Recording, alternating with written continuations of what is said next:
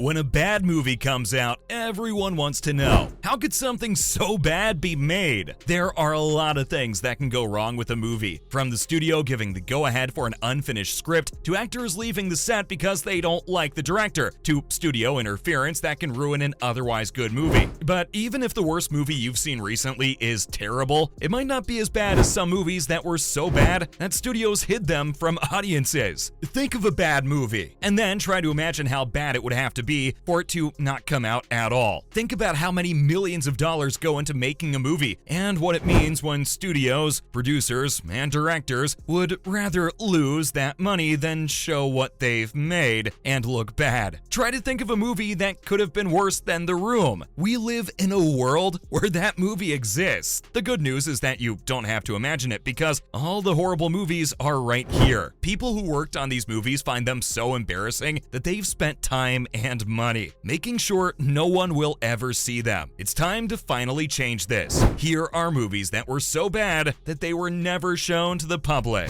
First, no one is really begging for another Texas Chainsaw Massacre movie after 7 of them. Still, Tobe Hooper's son, William Hooper, made a movie called All American Massacre that was a prequel to Texas Chainsaw. Even though it was made with good intentions, no one really cared about the movie coming out, and to this day, it is at best an interesting what if. The movie is said to be a 60-minute feature with the original Chop Top and flashbacks, which is very short for a movie, but still sounds painfully long when you think about it. One of these details is that the music for the movie was written by guitarist Buckethead, who plays with a bucket on his head. This piece of information, along with the fact that no one knew if they owned the rights to the Texas Chainsaw Massacre movie, meant that All American Massacre was never released, and the movie has still never been seen, even though it was made 15 years ago. Next, Nothing Lasts Forever. Lorne Michaels' name gets people into places, makes them famous, and gets things made in Hollywood. But the star of Saturday Night Live wasn't always like this. Bill Murray and Dan Aykroyd were in the movie Nothing Lasts Forever, which was set in a dystopic, totalitarian New York. The 1984 movie, with its magical hobo characters, trip to the moon on a city bus driven by Bill Murray, and big dreams of becoming an artist, may have been made a decade or two late to catch on with the LSD crowd. MGM had planned to release the movie, but terrible press screenings caused the studio to put it on hold indefinitely. Given that Murray and Aykroyd went on to become famous, you'd have to think that Nothing Lasts Forever must have been pretty bad to have been kept secret for so long. In an alternate reality, Seth Rogen and Evan Goldberg's Sausage Party doesn't exist, and instead, that world has the movie Food Fight. No, Dex!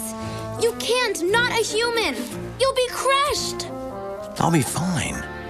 Have to be to make sure. Oh, how we wish that world was the one we lived in instead of this one. Food Fight sounds like one of the worst movies ever made, and we need to see it. Not because the Sausage Party is bad. Food Fight was first brought to the public's attention in 2001, when it was said that the movie would have a lot of product placement. It starred Charlie Sheen and Hilary Duff.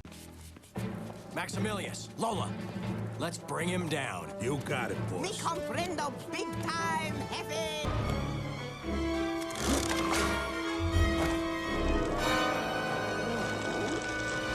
The movie never even made it to theaters because of all the delays. It came out on DVD in 2012, more than a decade after it was first announced. We don't have very high expectations for a Charlie Sheen CGI animated movie to begin with, so we can't even guess how bad this movie is. Maybe we should also be a little easy on the movie's producer, Larry Kasanoff, since he was sure his studio, Threshold, would become the next Pixar, at least until what he calls industrial espionage took place and the computer drives with all the movie's files were stolen. Leonardo DiCaprio and Tobey Maguire were both in the movie Don's Plum before they became famous and went in different directions with their careers. It was a black and white drama that was made up on the spot, and it was supposedly so bad that DiCaprio and Maguire wouldn't let it come out. At the time of Don's Plum, DiCaprio and Maguire were known as members of the in Hollywood and the tabloids. If that sounds bad, it's because it was. Hello. You guys think a guy like that, like, He's the sexy proletariat. I think he's got a pound. Favorite quality is about What's up, Ian? Let's talk about flow. Especially to Maguire, who went on to become Spider-Man and win an Oscar. Come from the power. Feels good. You lose yourself to it. Whoa, Spidey, love the new outfit. Remember Ben Parker? What does it matter to you anyway? Everything. The two actors hired lawyers and said that they were tricked into being in the movie for a friend. They were afraid that the behavior shown in the movie would ruin their reputations forever. This lawsuit stopped the movie from coming out for good. Moving on, the stories about the first Fantastic Four movie from 1994 are true. It was worse than the next 3 Fantastic Four movies. Roger Corman's Fantastic Four was one of the first Marvel superhero movies. It was meant to be a story about how the characters got started, which would help the studio keep the rights to the characters. It turned out to be something much, much bigger. Fantastic Four, with its B-movie effects and final battle with Doctor Doom, was going to be a big hit, before everyone realized that it seems impossible to make a good Fantastic Four movie. Even though there were trailers and a lot of advertising for the movie, nothing happened on the day it was supposed to come out. Some people think the movie was never meant to be seen, while others say that Marvel executive Avi Arad paid producers millions of dollars to hide the movie, so it wouldn't hurt the company's reputation. According to these rumors, money changed hands, and Arad ordered that all copies of the movie be destroyed. This sounds like it would make a better story than anything in any of the Fantastic Four movies. Even now, there are still rumors that bootlegs of the movie are being sold on the internet. Finally, the famous book, The Day the Clown Cried, is awful. You've probably heard the stories and seen the interviews that told you about Jerry Lewis's biggest embarrassment, but you probably know about The Day the Clown Cried because it's famous for being so bad that Jerry Lewis won't let anyone see it.